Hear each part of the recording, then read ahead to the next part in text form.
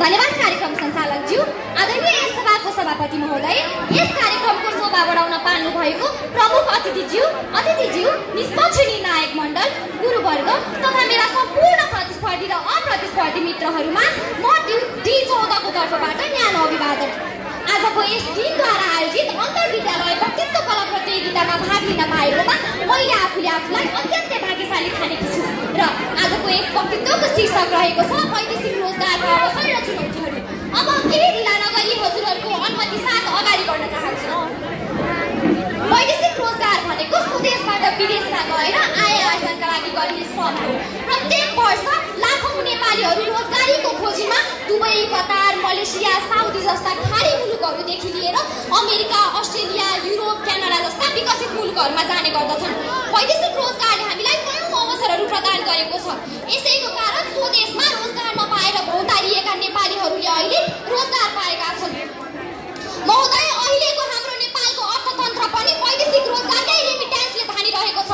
यसैको कारण हिजो गाउँमा ढुङ्गा माटोको घरमा बसेर गोबरले दैलो लिप्ने विदेशीका श्रीमतीहरू आज सहर बसेर इँटा र सिमेन्टको घरमा बस्न सकेका छन्।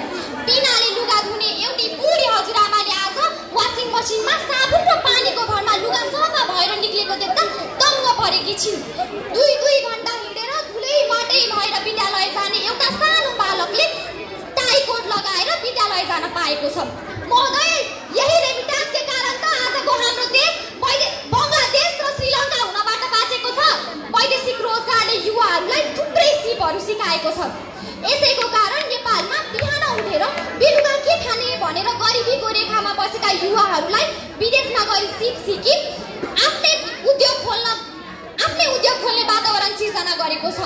महोदय, धेरै तालाको कुरा किन नै गर्नु र हाम्रै विद्यालयकी एउटा म्यामले आफ्नो श्रीमानले विदेशबाट पठाउनु भएको आइफोन लिएर मक्कपट्टि बसिरहनु भएको छ। आखिर यो सब केही वैदेशिक रोजगारकै रेमिट्यान्सकै कारणले त सम्भव भएको छ। महोदय, जसरी एक सिक्काको 2 पाटा हुन्छन् त्यसै गरी वैदेशिक रोजगारको पनि अवसरका साथसाथै थुप्रै चुनौतीहरू छन्। अहिले विदेशिएका श्रमिकहरूले थोरै तलब पाउने, लामो समयसम्म काम गर्नुपर्ने तथा अपमानजनक व्यवहार भोग्नु परेको छ।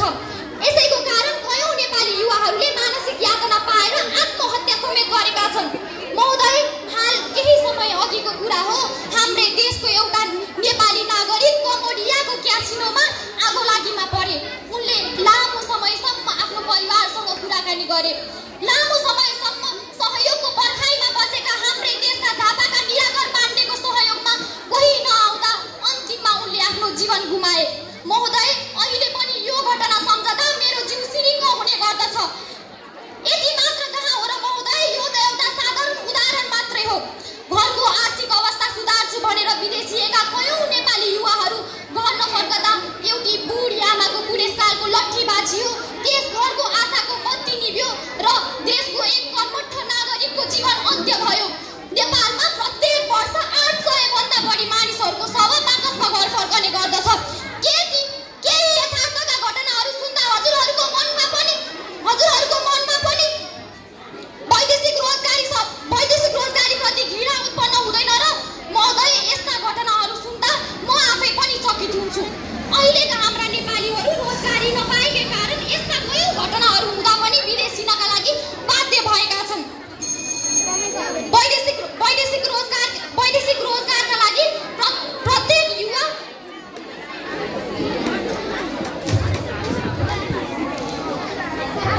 अहिलेका हाम्रा युवाहरू वैदेशिक रोजगारमा अवसर नपाएको कारणले संलग्न भएका छन्। महोदय, यथार्थको कुरा गरेर हेर्ने हो भने रोजगारीको अवसर नभएकै कारण सम्भावनाले भरिएको मेरो देशका नेपाली युवाहरू अहिले मर्नुभन्दा बौलाउनु बेस भनेर वैदेशिक रोजगारीमा संलग्न हुने गर्दछन्।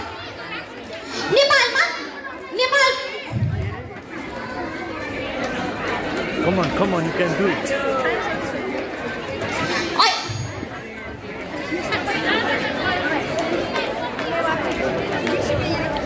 अन्त्यमा मैले आफ्ना केही